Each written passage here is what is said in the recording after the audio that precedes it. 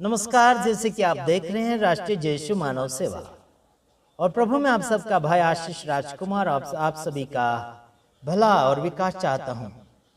बीते हुए दिनों में और मसीह समाज के ऊपर मारतोड़ किया गया और मसीह समाज भी तो मारतोड़ कर ही रहे हैं। जैसे कि ज्योति शर्मा के पुतले को मारा और क्या बोलना चाहिए, चप्पल जूते झाड़ू से मारा और रायमुनि भगत के विरोध में उन्होंने गलत नारे लगाए, मुर्दाबाद के नारे लगाए। फिर एक कोई पादरी है दाढ़ी वाला, वो कहता है कि कौन से ऐसे धर्म में सिखाता है मारना पीटना। भाई तुम खुद तो मसीह लोग तो मारना पीटना सिखा रहे हैं लोगों को, तुम खुद तो मार रहे हैं, तुम खुद तो बदला ले रहे हैं, तो हिंदू लोग क्या छोड़ेंगे। मेरे तमाम भाइयों बहनों, आपको खुद बदला हुआ जीवन को जीना चाहिए। रायमुनि भगत के बारे में उल्टा नारा लगा दिया, फिर ज्योति शर्मा के पुतले और फोटो को मारपीट किया जा रहा है। ये क्या है, हिंसा नहीं तो क्या है। रायमुनि भगत के बारे में बोलते हैं कि वो इस्तीफा दे, है ना, या फिर माफी मांगे। तुम लोग भीख क्यों मांग रहे हो माफी की। मेरे यारो, मसीह समाज में माफी दी जाती है, माफी दी जाती है, समझ रहे हैं। माफी तब मांगी जाती है जब गलती करते हैं तब। मसीह समाज लोगों को ज्यादातर आपने कहीं देखा क्या माफी मांगते हुए। अगर व्यक्ति नहीं मान रहा है, नहीं समझ पा रहा है, तो तब जाके उसके पास माफी मांगते, भाई माफ कर दीजिए, हमसे जो कुछ भी भूल हो गई है माफ कर दिए, माफ कर दीजिए करके हाथ पैर जोड़ना पड़ता है। हमारे पास भी कुछ ऐसे लोग आते हैं ना समझ लोग।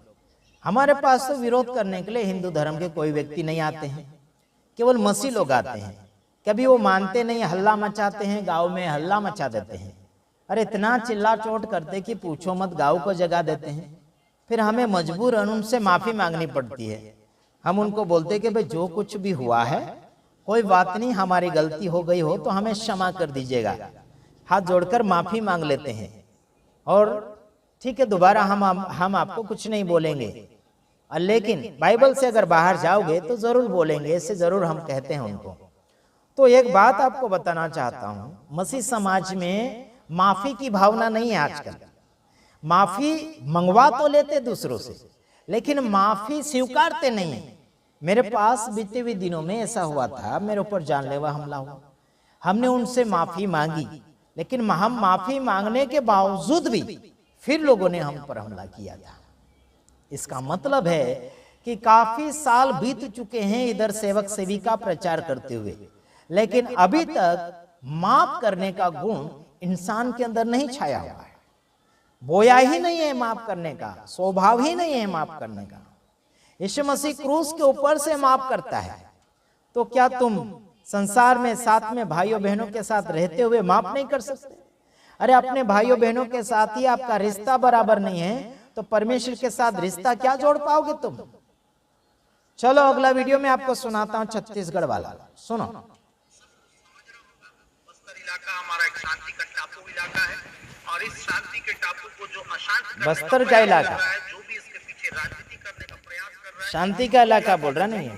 और मैं वर्तमान छत्तीसगढ़ की भाजपा सरकार से भी मैं प्रश्न करना चाहूंगा, आदरणीय गृह मंत्री जी से, कि आज पुलिस बल के सामने जिस प्रकार से कानून का धज्जियां उड़ा है, हाँ। जिस प्रकार से मारपीट हुआ है और वहां पुलिस उस हमले को कंट्रोल करने में जो नाकामी हासिल हुआ है, ये एकदम चिंता का विषय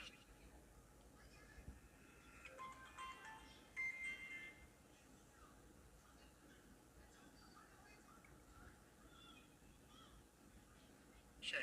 अगर आज पुलिस अपने ही जुडिशियल एरिया में माहौल को कंट्रोल नहीं कर सकते, लोगों को कानून का पाठ नहीं पढ़ा सकते, उनको कानून हाथ में लेते हुए खुलेआम देख सकते हैं, कारण कुछ भी हो, फर्क नहीं पड़ता सामने आपके पास कितना भीड़ है, क्या हथियार लेके खड़े।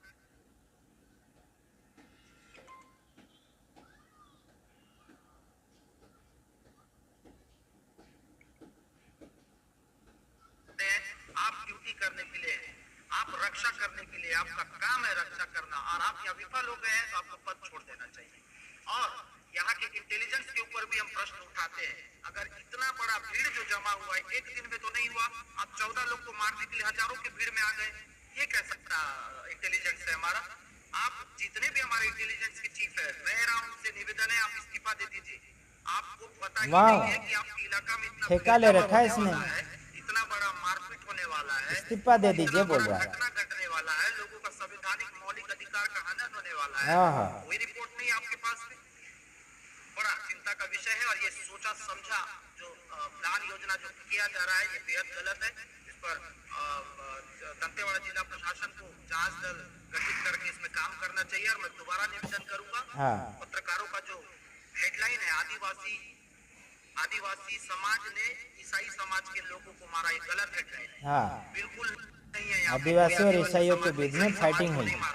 2 आदमी 4 आदमी कहाँ से समाज हो गए? 1000 2000 आदमी कौन सा समाज हो गए?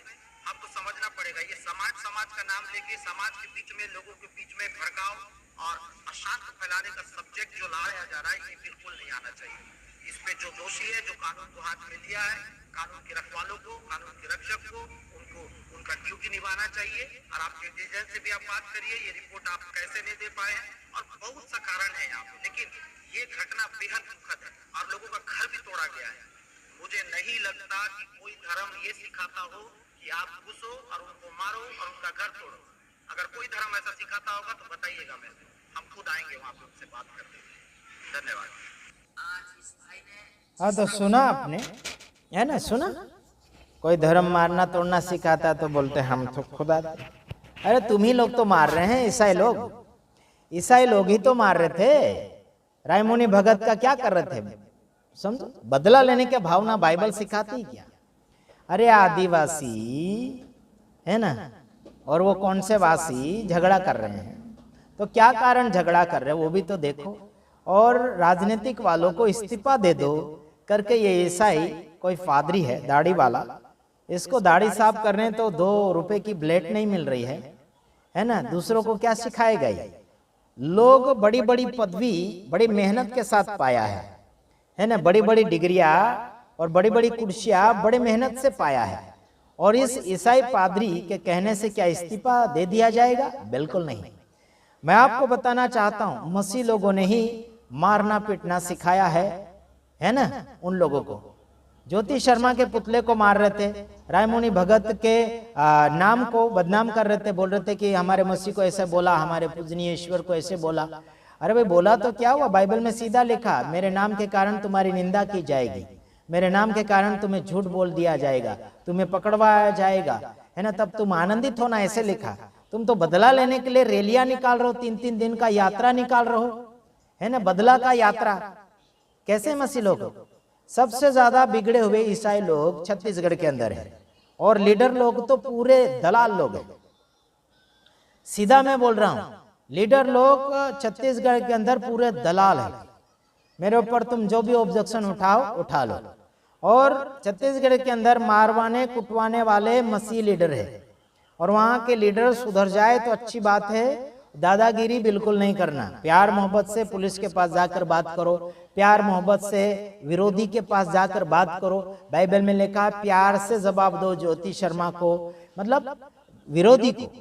ज्योति शर्मा तो आखिर है ही विरोधी, लेकिन उसके पास जाकर प्यार से बात करो, उनको दीदी बोलो, बहन बोलो, भाई बोलो, जो भी रतन यादव है, प्यार मोहब्बत से बात करो, बात खुलासा करो। 1-2 घंटे की मीटिंग रखो, है ना, साथ में बैठकर बात करो, एक दूसरे के साथ चाय पानी नाश्ता करो, तब जाके समझ में आएगा तुम लोगों को कि एक दूसरे के मन के अंदर बात क्या है। वो अगर आरोप लगाते कि तुम धर्म परिवर्तन करते हो, अगर आप बोलते हैं, ईसाई लोग बोलते कि हम धर्म परिवर्तन नहीं करते, मन परिवर्तन करते, तो वो भी सबूत बताओ मन परिवर्तन करने का, और उनके पास भी सबूत मांगो कि हमने धर्म परिवर्तन कैसे किया। तो दोनों बैठकर बातें करेंगे, तब जाके बातें सुलझाई जाएगी। और ये आदिवासी का किसका किसका झगड़ा हुआ है ना, तो ये देखो, सुधारना चाहते तो ये नेता लोगों के ऊपर मत भिड़ो, पुलिस लोगों के ऊपर मत भिड़ो, शांतिपूर्वक वहां बातें करो, क्यों झगड़ा किया, क्या चाहिए उनको, है ना। इस बात को मद्देनजर रखते हुए उस झगड़े को सुधारना चाहिए। और ये दादागिरी वाली बातें जो है ना, ये शैतान की होती है। सुधारने वाली दादागिरी अलग है और ये बिगाड़ने वाली दादागिरी अलग है। तो सावधान रहिए। प्रभु आप सबको सलामत रखना चाहता है और वचन के साथ आगे की ओर बढ़ेंगे तो प्रभु आपको आगे की ओर बढ़ाएगा। God bless you.